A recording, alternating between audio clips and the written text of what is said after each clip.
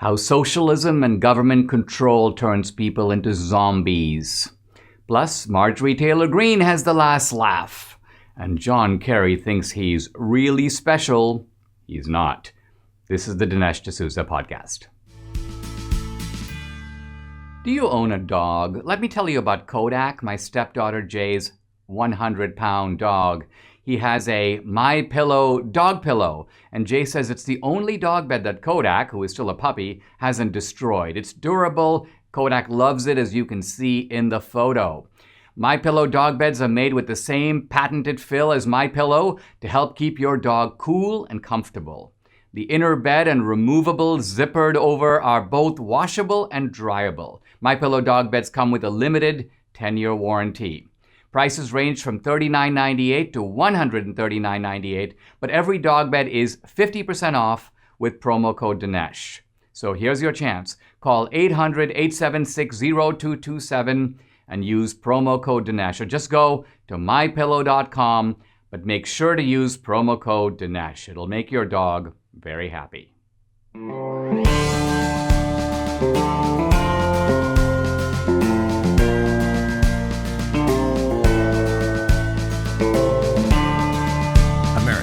Needs this voice.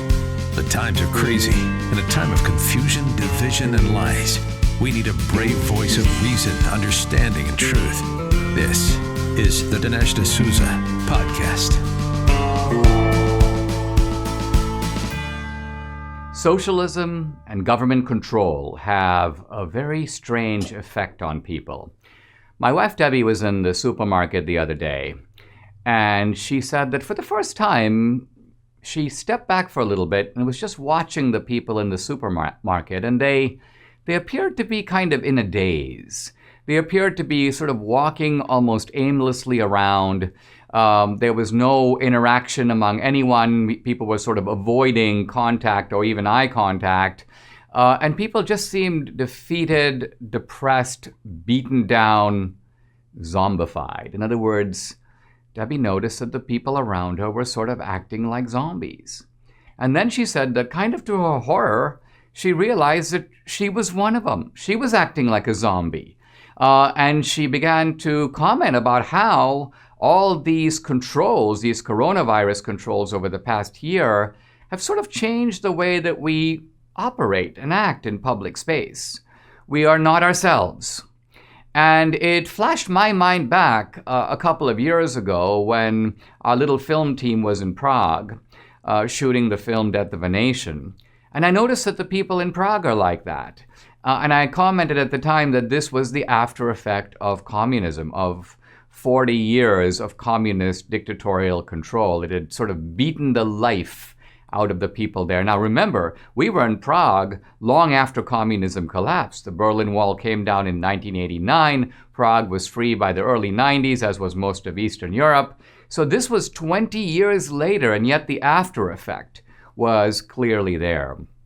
A friend of mine who does business in China says the Chinese people, who are of course part of the greatest totalitarianism in the world, a system stretching over 1 billion people, the Chinese people act zombified. My friend recounts a scene where he was driving to the airport in China, and you see all these Chinese people, and it's raining, and the water is pouring down, and they're standing there on the street with rice bowls, and they're all eating rice with chopsticks, and the rain is dripping down their face and going into their food, and yet they sort of monotonously keep eating. It's almost a horrifying sight. It shows really what people can be reduced to. But this is not just a problem of coronavirus or something happening in some distant land. There's a very interesting book about American Indian reservations. It's by David Truer, a member of the Ojibwe tribe, and it's called Res Life. And he's talking about life on the American Indian Red Lake reservation in Minnesota. And he talks about the fact that because of this government control, the American Indians are almost a captive population of the U.S. government. Nothing operates on the reservation. He goes, there are no hair salons, no Starbucks, no Einstein Brothers bagels, no cell phone stores, no Radio Shacks, no Jiffy Lubes, no McDonald's, no Arby's, no rent-a-car centers, no car dealerships, no Gaps, no Old Navy stores. There aren't even any real billboards. What signs do exist are small, hand-painted on plywood, often propped up against a tree. And he goes, all of this nothing on a reservation the same size as Rhode Island. So this is ultimately the enervating, deflating, dehumanizing effect of socialism. There's even a very interesting scene toward the end of Orwell's 1984 where the life is beaten out of Winston at the end, and he meets up with the girl, and the two of them had been rebels. They had sort of conspired together to fight against this evil regime symbolized by what Orwell calls Big Brother, the socialist state. And as they meet at the end, you can almost see that their relationship has been destroyed. She says to him, I betrayed you to the government. He says, I betrayed you. And then a little bit later, she says, all you care about is yourself. And he replies, all you care about is yourself.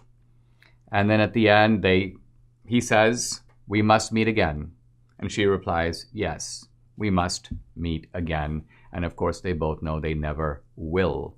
But the point is here, they are reduced to this robotic, monotonous, almost bisyllabic way of talking. They have been zombified. And so as we try to pull our way out of coronavirus, and we're not going to pull out our way out of democratic leftist control right away, but we could do that in a couple of years. Let's remember that we're not zombies. We're human beings with dignity and energy and creativity and innovation and enterprise and ambition. So recognizing that we're not zombies, let's stop acting like them. Got problems with the IRS? I got to tell you about some time not too long ago when the big bad US government tried to make an example out of me. And I know firsthand the importance of having proper representation to protect your freedom as well as your finances from being taken by the IRS. Ryan, Danica, and the Christian folks at South Coast Tax will discuss your unique situation and create a tailored framework of how to attack the situation head on with the IRS and allow you a true fresh start.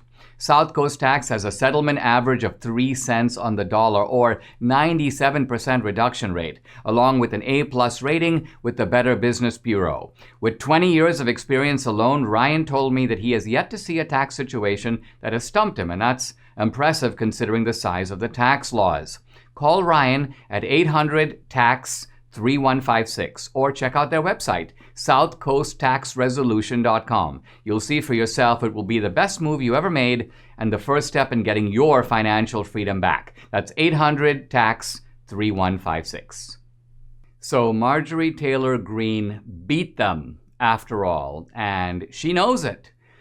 She tweeted out this morning that she literally woke up laughing. And I kind of smiled when I saw that because she's right. She won. Now, on the first glance, you might say, wait a minute, Dinesh, what do you mean she won? The Democrats voted, and here was the vote, 230 to 199, to kick her off her two committees.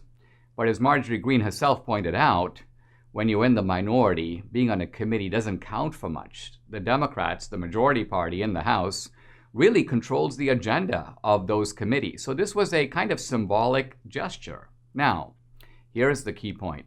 How many Republicans voted to boot Marjorie Taylor Greene? This was really the key issue from the beginning. Would the Republican Party sell her out?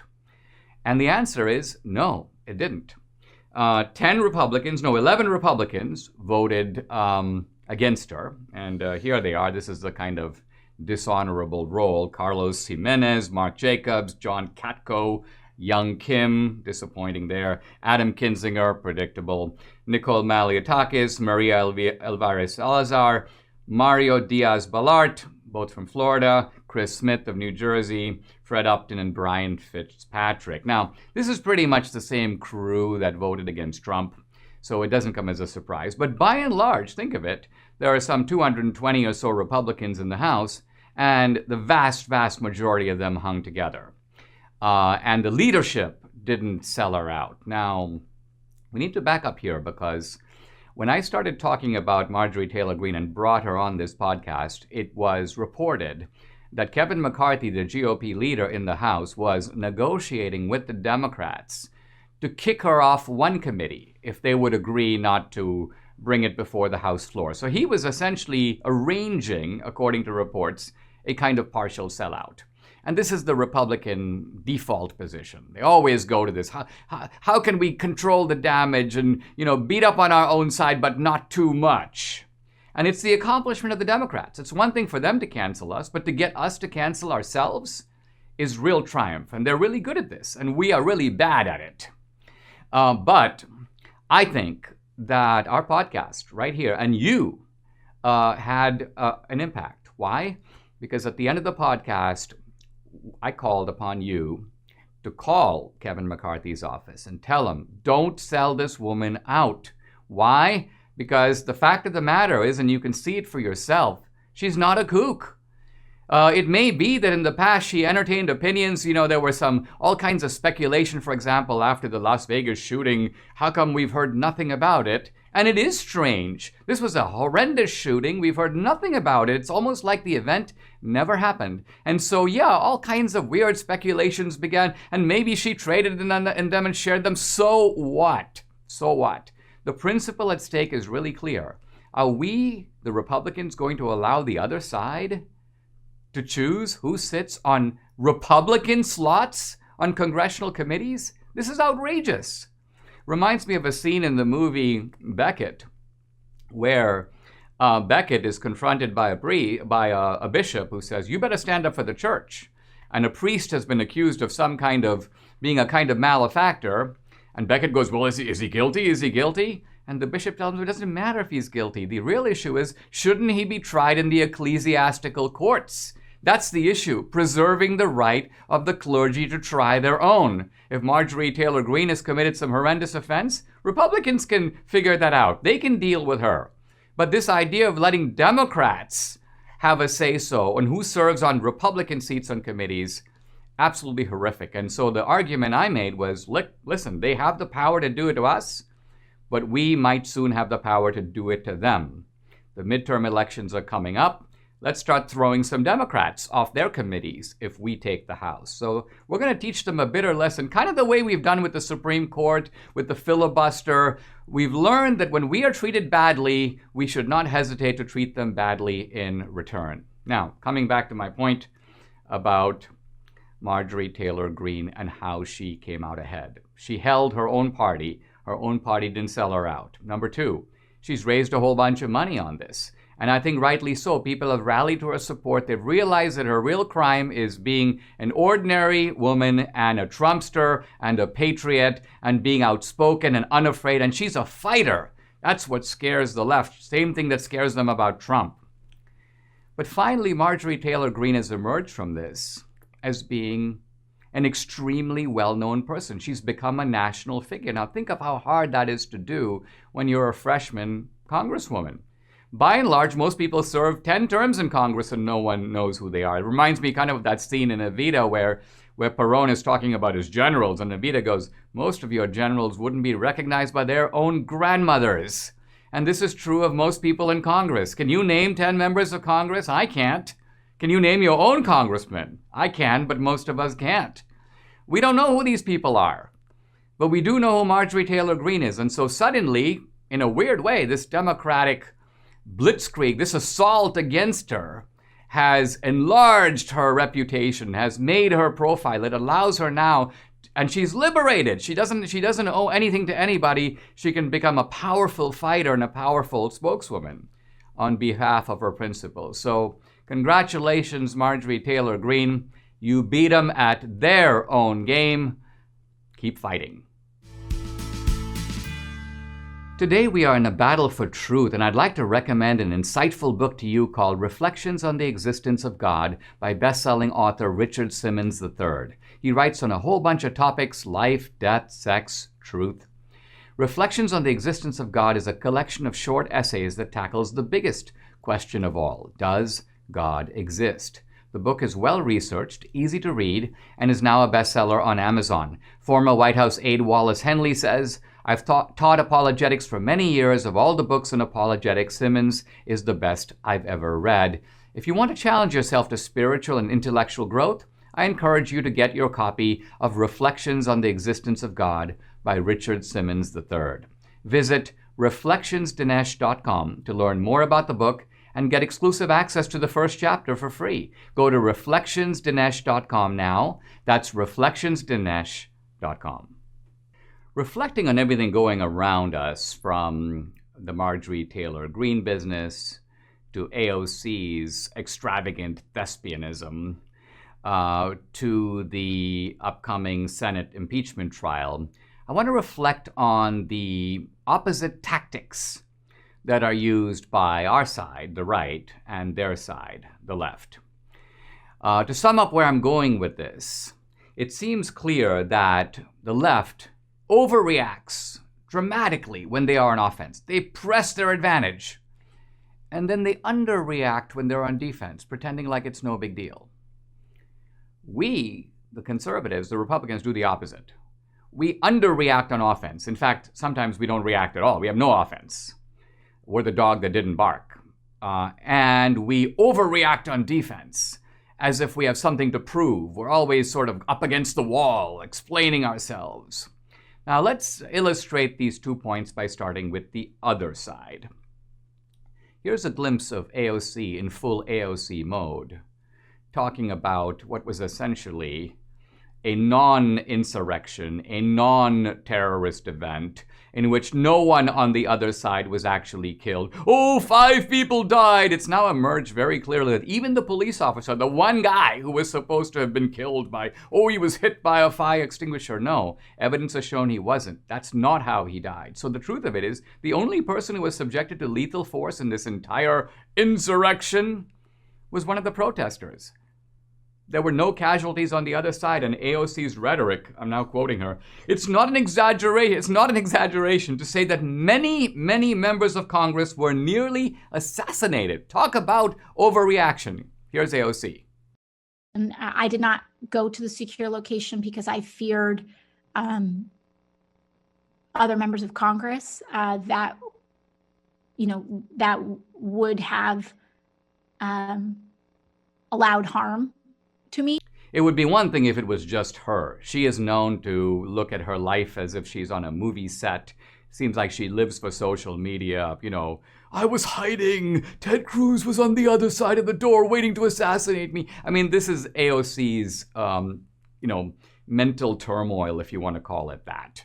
And now, of course, she's reduced to things like, well, it may not have happened, but that's how I felt. Don't devalue my feelings. Now, but it's not just her, because the whole Democratic Party is on board. Look at the rhetoric in the House manager's brief to the Senate on impeachment. They keep acting as if this was some kind of invasion of the White House by an alien force, like the British attacking the White House in the early 19th century. Even historian Michael Beschloss, who should know better, listen to this guy. On both September 11, 2001 and January 6, 2021, terrorist haters of democracy tried to attack our Capitol and Congress. And then he goes on to say that January 6 was worse. But on January 6, they actually managed to invade the building and put our leaders and our democracy in danger. We had a close call and must never forget. Leave aside the fact that there was no real danger. The truth of the matter is, this is the kind of exaggeration, overreaction that the left specializes in. By contrast, when they do really bad stuff and they should be on the defensive, they act as if it's no big deal. They underreact. They massively pretend like, what? What's nothing going on? Even if something is going on right behind them, they look at you with a straight face and go, there's nothing to see here, folks. Remember the riots, the murders, the arson unleashed by Antifa and Black Lives Matter? Here is a leftist journalist basically giving you the no big deal. I want to be clear in how I characterize this. This is mostly a protest. It is not, generally speaking, unruly. So that is the left. It's very crafty. In fact, it's essentially just denial, flat out denial. Nothing's happening here, folks. Now, let's turn to the right, because what happens with the right is there are a lot of issues where the right should be on full offense. Look at the stuff with Ilhan Omar marrying her brother. Is that true? Where's the investigation that was demanded by the Republicans to find out if it's true. Because if it's true, you've got a sitting congressman who evaded the immigration laws. And let's even leave aside the incestuous aspect of the whole thing. And then there's one scandal on top of the other, and essentially the Republicans do nothing. They underreact on the offense. Meanwhile, they overreact on the defense, and a classic example is Marjorie Taylor Greene. I'm looking at a thread that was really put out by a Republican congressman from Florida talking about Marjorie Taylor Greene, and this is basically what he says. Marjorie Taylor Greene's remarks are unacceptable. This is, by the way, Mario Diaz-Balart.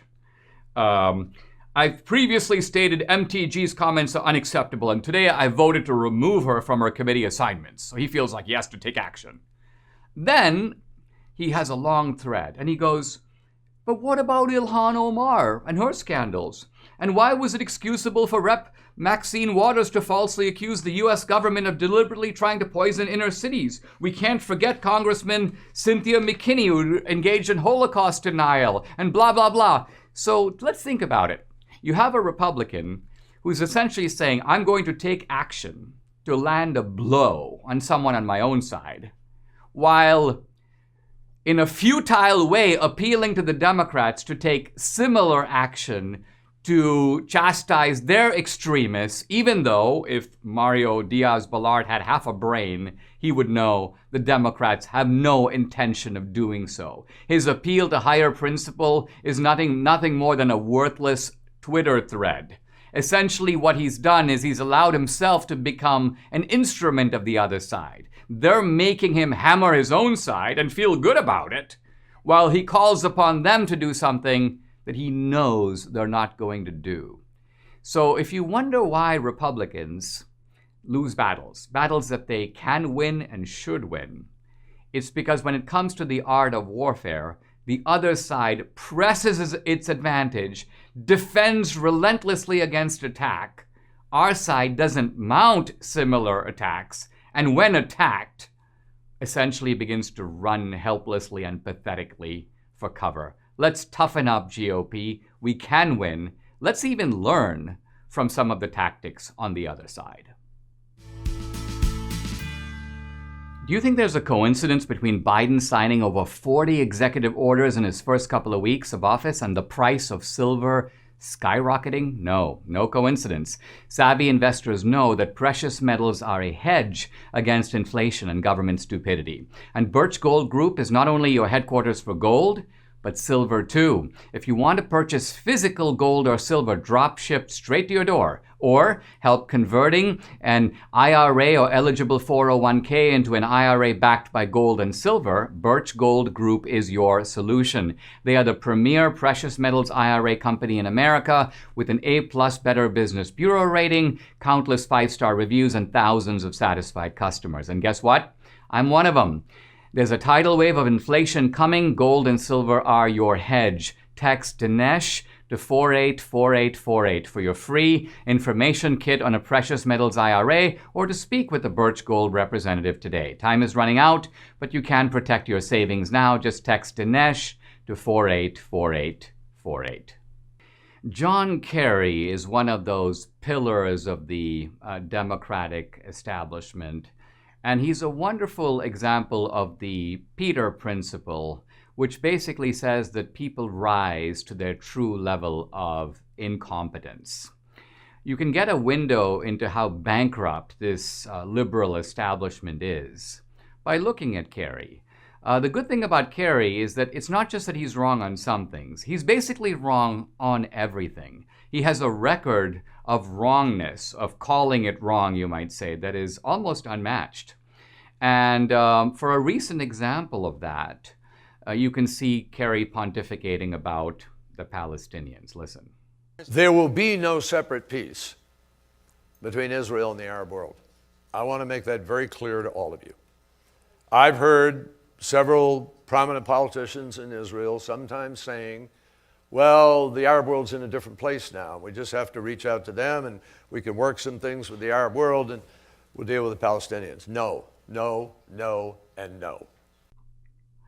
If you're watching, if you're listening on audio, I have to describe the scene here because you've got Kerry. He's got his glasses sort of slid down his nose. He's reclined in a kind of avuncular stance, and he has this know-it-all look on his face, like that he's been there. He's going to tell you the way it really is. Except he's completely wrong.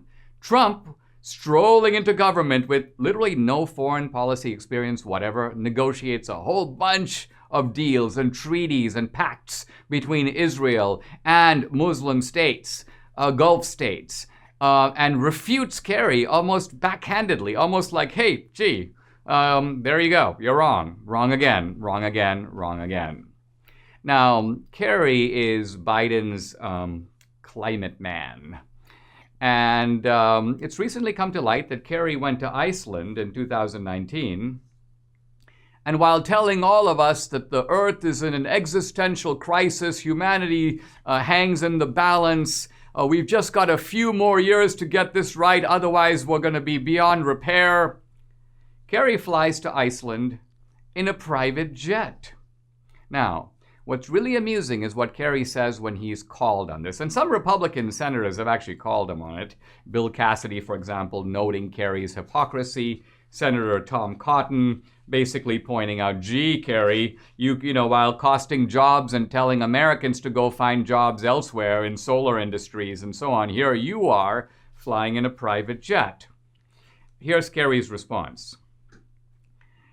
It's the only choice for somebody like me, that's the key word, somebody like me, who is traveling the world to win this battle. So in other words, he's basically giving two reasons. He's a superior person. He's not like everybody else. For someone like him, there's only one choice. And second, he's allowed to make this choice because he's fighting the battle. He's on the right side. It's almost like being on the right side gives you immunity to the rules. I make the rules. I'm worried about coronavirus, so I don't have to wear a mask. I want to take down the wall around the United States, but I can have one around my own house because, after all, somebody's like me needs special treatment. And then Kerry says this. And I believe the time it takes me to get somewhere, I can't sail across the ocean. I have to fly to meet with people and get things done. Wait, nobody told him to go to Iceland in a sailboat. The real issue is, why doesn't he fly commercial like everybody else? Why doesn't he put a bunch of people on the same plane instead of Kerry taking his own plane and adding on? Now, here's the point. It's not just that Kerry is a hypocrite. It really shows that deep down he knows there is no existential crisis. Why? Because anybody who thought that there was an existential crisis wouldn't act like this. Think about it this way. Let's say that you have a ranch and somebody tells you that there are outlaws surrounding your ranch and they've sounded the alarm and it's a real panic and they want to burn your ranch and take all your stuff and kill you and your family. And you tell your wife, you know what? I think I'll go out and take a walk. And your wife goes, wait a minute, what about the outlaws? And you go, well, I really need the exercise. People would say, you don't believe that there are outlaws out there with knives and guns waiting to kill you, because if you did, you wouldn't go out and take a leisurely walk knowing the danger that you yourself have been warning about. So the bottom line of it is, Kerry's own actions give the lie to the idea that there is an existential crisis, for the simple reason that if someone genuinely believed that the earth is hanging by a thread, would take actions commensurate with that. But the fact that here's Kerry and he's got a huge home and he's using all this fuel and this, and by the way, this is not just Kerry, it's true of Al Gore, it's true of all these guys. Obama buys oceanfront properties while warning against swelling oceans and flooded coastlines. He doesn't believe that's going to happen to his coastline. Same with Kerry. He's very comfortable taking a private jet. What he really means to say is he wants us to go into existential crisis mode and alter our behavior while he does nothing to alter his. Hey, did you notice recently that Newsmax, and these people are supposed to be on our side, embarrassed Mike Lindell of MyPillow? They invited him on the show, on the channel, to talk about why he was banned on social media. And then when he raised the subject of voter fraud, the host became visibly uncomfortable and literally ran off the set. I thought to myself, why did he do that? And I think the answer is obvious. He was worried about being banned himself on social media. And right here, you see the courage of Mike Lindell. This guy, by the way, doesn't just bloviate about election irregularities. He put up his own money to hire a forensic firm to investigate what's really happened. And he's trying to get that information out there. And truth be told, I'm actually more angry about the fact that we can't talk about voter fraud than even about the fraud itself. Mike is in the front line of this critical fight, and we need to support him. We've got to make sure the left doesn't win in this effort to cancel Mike Lindell. The good news is that there's a way to support him. Mike makes terrific merchandise. Check this out. This is Debbie, my wife, and me in our MyPillow robes. I can't think of a better gift for Valentine's Day, which is coming up really soon. It certainly beats the chocolate-covered strawberries every time. And Mike has over 100 items, from sheets to pillows to blankets to towels to dog beds and, yes, robes. They're all available at deep discounts if you use the promo code Dinesh. So here's what you should do. Call 800-876-0227 and use promo code Dinesh, or just go to mypillow.com. But just make sure to use promo code Dinesh. Here's a remarkable article in the New York Times, how the Biden administration can help solve our reality crisis. Now, you have to think for a moment to realize how Orwellian this is. Evidently, we are in a reality crisis, a crisis of being able to determine what is reality. And the New York Times, an independent newspaper, is calling on the government to solve this problem by adjudicating reality.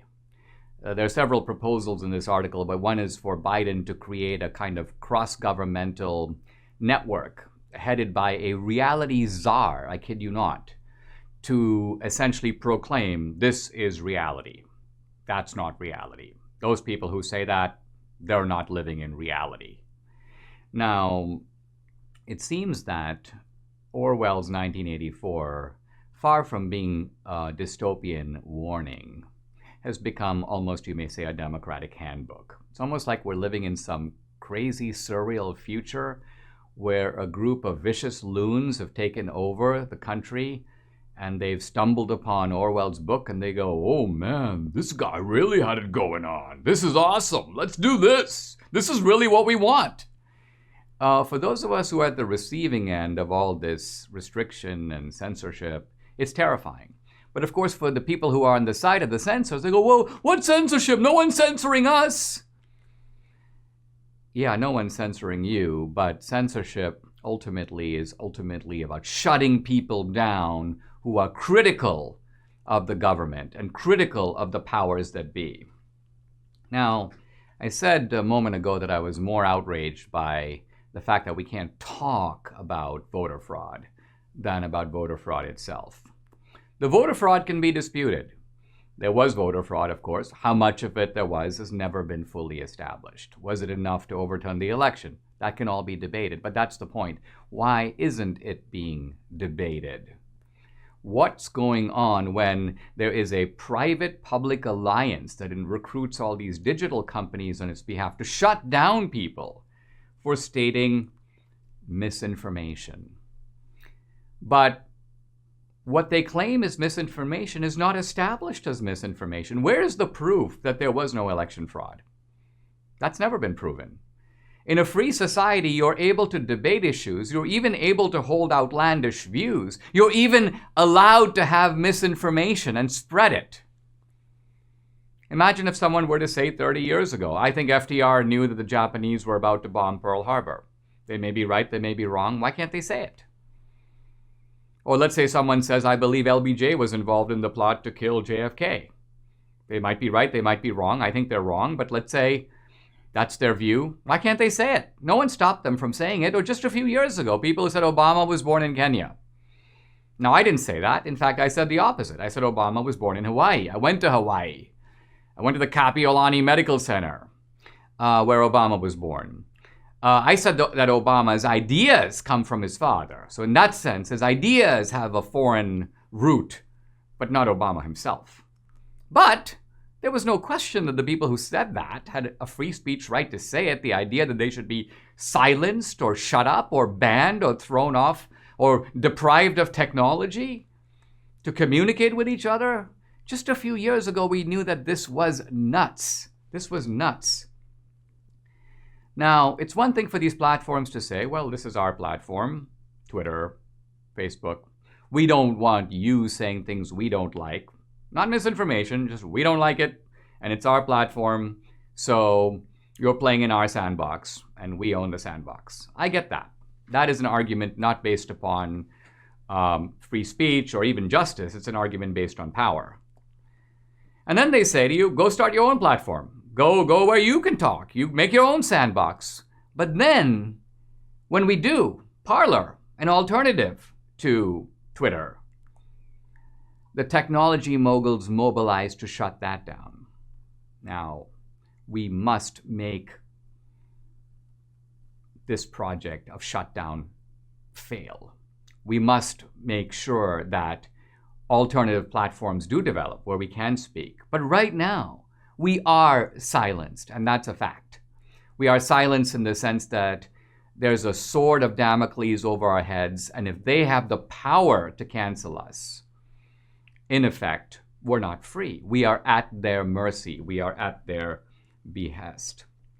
And then while they silence us, they attack us at the same time. It's not like they silence us and move on. No, they want to silence us, and while we are quiet, they demonize us. They present us as if we are some sort of Al-Qaeda type insurgents who want to overthrow the government. We're anti-democratic. We're enemies of freedom. We should be treated as domestic terrorists and domestic enemies. So all this incendiary rhetoric is directed at us. Those of us who didn't even go to Washington, D.C. We're not near the Capitol, certainly didn't storm the Capitol.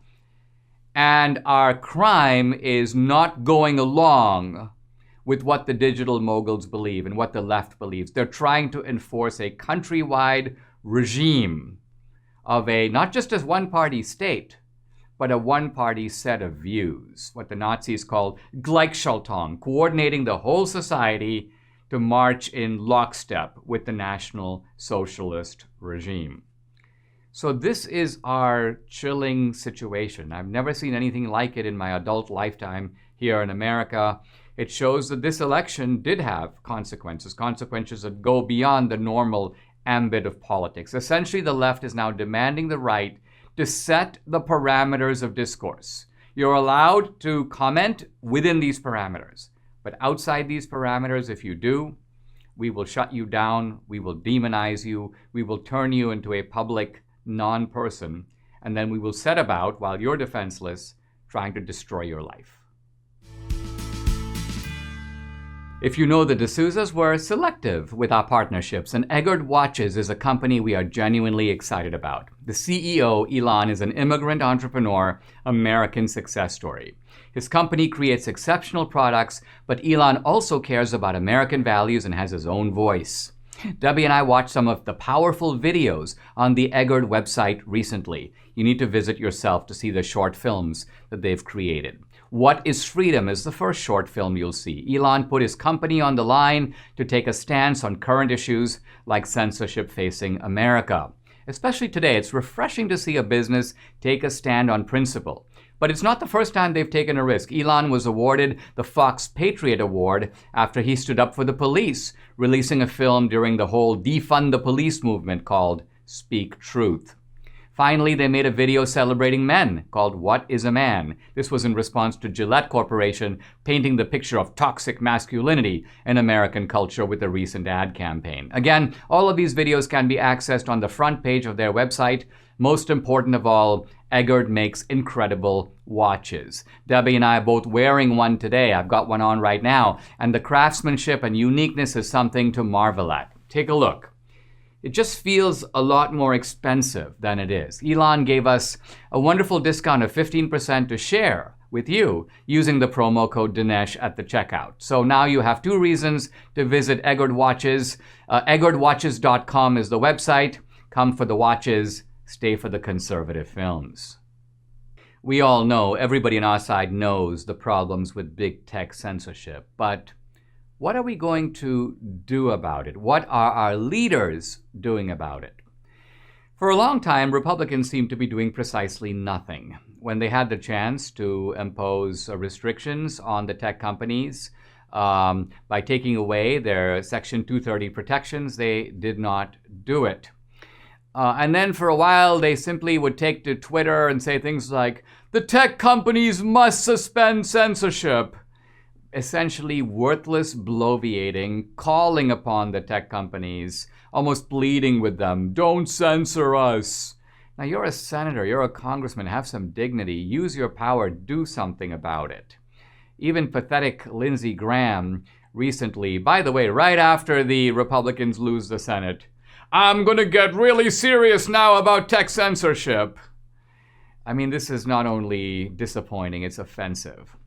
But there is one guy, Ron DeSantis, the governor of Florida, who is finally doing something. And here's what he's doing. He has a bill that is going to the House. And the good news is we're talking about a Republican House and a Republican Senate in Florida and a popular governor proposing these measures. And it's basically a series of 1, 2, 3, 4, 5, 6 punches against big tech. If you try to do censorship, here's what we are going to do to you. A right of action by private Florida citizens against tech companies that violate the conditions of free speech. Fines of $100,000 a day levied on any tech company that suspends a candidate for elected office in Florida for any reason. Daily fines for tech companies that use algorithms that try to rig which political party gets greater exposure.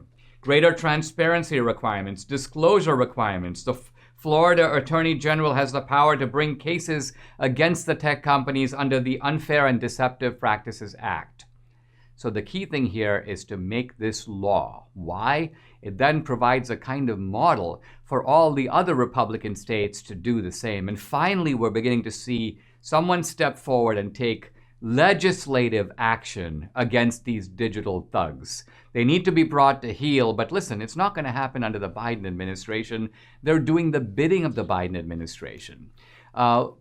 Elizabeth Warren, about a year or so ago, wrote an op-ed in which she said, and I'm quoting her now, that she vowed to make, quote, big structural changes to the tech sector to promote more competition, including breaking up Amazon, Facebook, and Google. But since then, once Biden is elected, she's gone dead silent on this. No proposals to this effect. And in fact, when there was a coordinated attack on Parler that was led by Google and then by Amazon, and then by Apple, all working together, almost a kind of coordinated effort to take down an alternative platform, dead silence from Warren.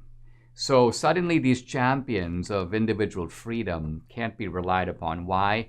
Because their side is using these companies for political advantage. I want to commend Governor DeSantis for going out front on this. I think it shows true leadership, the willingness not just to sort of pontificate, bloviate, but rather to do something that's going to make a real difference. You never thought COVID could cost you your home, right? It just might, because cybercrime is up 75%. And by far the most serious cybercrime to worry about is home title theft. The job of the criminals is easier than you think. The title documents to our homes are now online. The thief finds your home title and forges your signature on a quitclaim deed stating you sold your home to him. Then he takes out loans on your home and leaves you in debt. You won't know until late payment or eviction notices arrive. Insurance doesn't cover you, and neither do common identity theft programs. That's why I protect my home with Home Title Lock. The instant Home Title Lock detects someone tampering with my home's title, they help shut it down. Go to HometitleLock.com and register your address to see if you're already a victim. Then use code RADIO to receive 30 free days of protection. That's code RADIO at HometitleLock.com. HometitleLock.com. The Department of Justice has sent a bizarre and troubling letter to Elon Musk, accusing him of preferring to hire American citizens over non-citizens for his SpaceX program. Now, according to the DOJ, in March of 2020, a non-US citizen who had asked about being hired in the Technology Strategy Division of SpaceX was asked, "What's your citizenship status?" And DOJ attorney Lisa Sandoval says that SpaceX, quote, ultimately failed to hire him for the position because he is not a US citizen or lawful permanent resident. Now, the DOJ has filed a request with a judge to order SpaceX to comply with an administrative subpoena for documents related to how the company hires. And apparently, what the DOJ, the Justice Department, is trying to find out is if SpaceX engages in, quote, any pattern or practice of discrimination, end quote. So it's evidently discriminatory to prefer US citizens for SpaceX over non-citizens.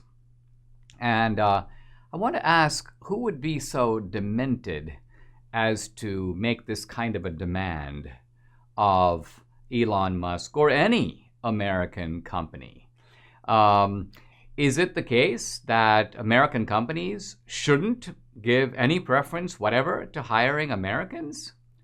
And why is giving those preferences wrong? Now, the left has been developing a theory. They do these things by and large in academia initially, and they migrate into the media, then they're picked up more generally in the culture. Several years ago, the political philosopher Martha Nussbaum wrote an important essay. This was published in Boston Review. It was called Patriotism and Cosmopolitanism. And essentially, Martha Nussbaum argues, and I'm quoting her now, this emphasis on patriotic pride is morally dangerous. Morally dangerous. Why? Because she says it can lead to ethnocentrism, chauvinism, hatred of others. And she says that we need to have a higher ideal. What's this ideal? I'm quoting her now. An ideal that is in any case more adequate to our situation in the contemporary world, namely the ideal of the cosmopolitan, the person whose primary allegiance is to the community of human beings in the entire world. So, in other words, our main allegiance should be to humanity, not to Americans. Now, let's start by thinking about this for a moment, because it's appealing on the surface. Obviously, think about the Declaration of Independence. All men are created equal. Interestingly, it doesn't say all Americans are created equal. All men, all persons, all human beings are created equal. And the implication is by their creator, so in God's eyes. We're not going to dissent from that. We agree. So what then is the argument for nationalism or patriotism in a world that does contain these equal human beings who do have these equal and natural rights? I think it was the philosopher Edmund Burke, the author of Reflections on the Revolution in France, who said, and I'm not quoting him, to be attached to the subdivision, to love the little platoon we belong to in society, is the first principle of public affections. And here's what Burke is getting at. Even though we are all human and we are part of a big world, it's very difficult to attach our natural affection to everybody in the world. The philosopher, well, actually the economist Adam Smith a long time ago talked about the natural reaction anywhere in the world when a catastrophe occurs far away. He's talking about a group of people in any country, that could be India, and something happens, let's say in Nigeria. 10,000 people are killed in an earthquake. What's the reaction? According to Adam Smith, the Indians go, "Oh, did you read about that? Hey, Sanjeev, did you hear about those 10,000 people? Terrible, terrible, terrible." And then the Indians go right back to eating their chicken tikka masala as if nothing had happened. It's almost as if an itch in their little toe would give them more trouble than 10,000 people being swallowed up by an earthquake. Now, what this is saying is that not that we deny that we're part of a global community, not at all, but rather we have a sort of primary attachment to our own family. And then we have an attachment that grows in concentric circles. We are attached to our local community.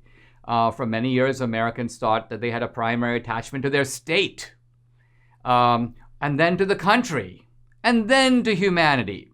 So it widens and grows bigger, but it starts small. It starts with life as you can experience it directly.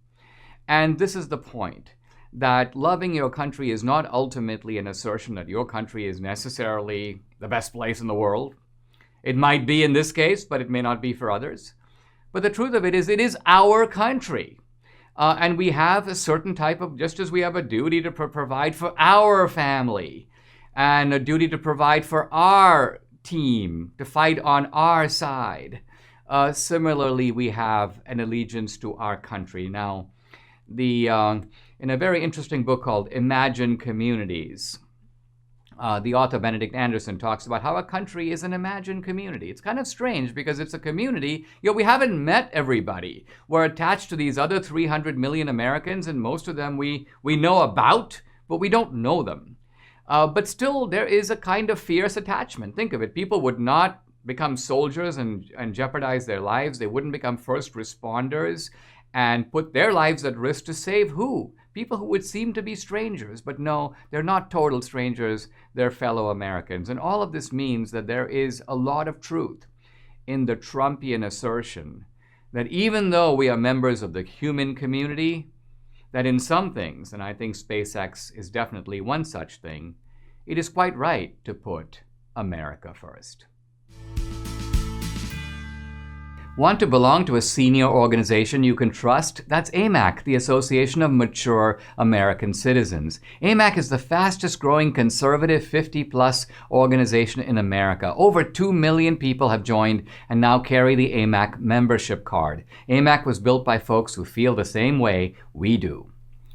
Amac stands up for the values that have made America great: faith, family, and freedom. They believe in the sanctity of our Constitution, including the First and Second Amendments. They're fighting against the ever-expanding scope of the federal government. They are pro-small business, secure borders, support our military, and respect our veterans. Amac works hard to deliver real value to their customers, providing the best benefits, discounts, and services that members can find in one place. Join Amac today. Debbie and I are lifetime members. Go to amac.us and join now. Join Amac today. That website again, amac.us. So I'm back with my other half, Debbie. Honey. Hi, honey.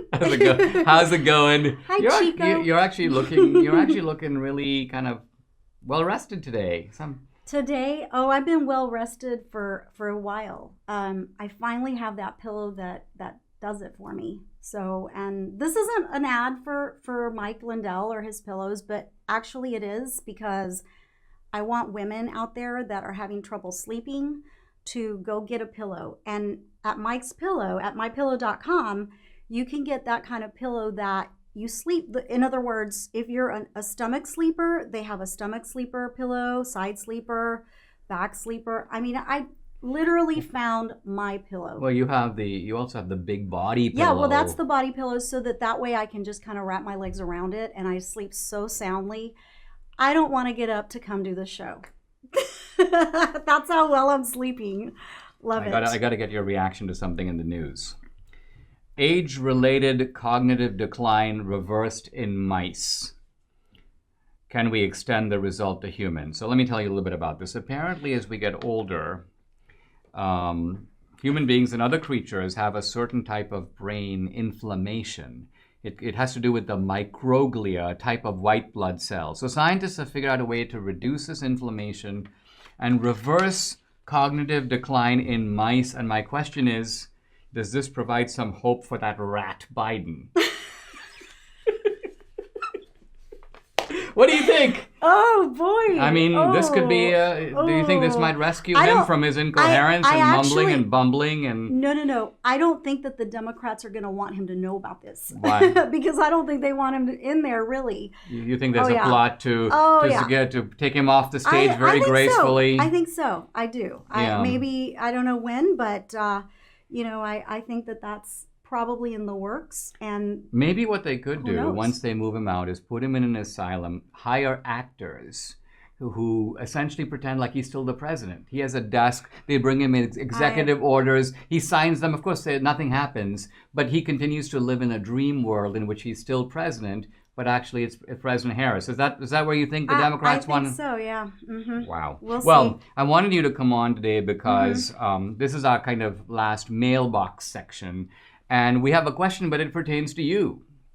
In fact, we have, I wouldn't call him a skeptic, but somebody who asks a question about your singing. So we're gonna listen, and then I'm gonna let you respond. Dinesh, my question is, can Debbie really sing? 'Cause I know you're from India, and in Bollywood, all they do is lip sync in all those movies. And I was just wondering, can she sing on your podcast just to prove that she can really sing? Okay, so that I think he's issued the challenge. He sounds like, I don't know if he's from India or Bangladesh, but he sounds like a foreign guy who is not going to take it for granted. He knows that they have all kinds of stunts in Bollywood and stuff. So I think, I don't know if you're ready for this, but you need to do a little bit of proof that you can actually sing. Do it right here. I know there's no background. I know. Do you mind if I drink some of your water? Go for it. Because I have to lubricate before This I is sing. our parlor cup, by the way. Here you go. Okay. I know I'm a germaphobe, but okay. Exactly. All right. All right. You just need to belt out a few bars to convince the Bangladeshi skeptic here we that you go. can sing. Oh, beautiful for spacious skies, for amber waves of grain. I think you've proved your point. I think he needs to know that, as a singer, I prepare, I lubricate, I drink my water, I do vocal rest, which I did none of those things for now. So, that was kind of my voice with no training, no planning, no nothing. So Now, and obviously, now in the movie Death of a Nation, Yes. you did sing and you sang on Yes. stage. Yes. And I think it'd be kind of cool. Maybe we'll close out the podcast by letting people see you. Now, you're not singing, I'm singing Oh America. which was the Celtic Woman Yes. song. Yes. And I think, well, you did such a great job that there were people who thought that it was Celtic Woman. But it was Debbie D'Souza singing Oh America to close out the movie Death of a Nation. Oh, America, you're calling. I can hear you calling me. You are calling me to be true to thee, true to thee. I will be. Oh, America, you're weeping. Let me heal your wounded heart. I will keep you in my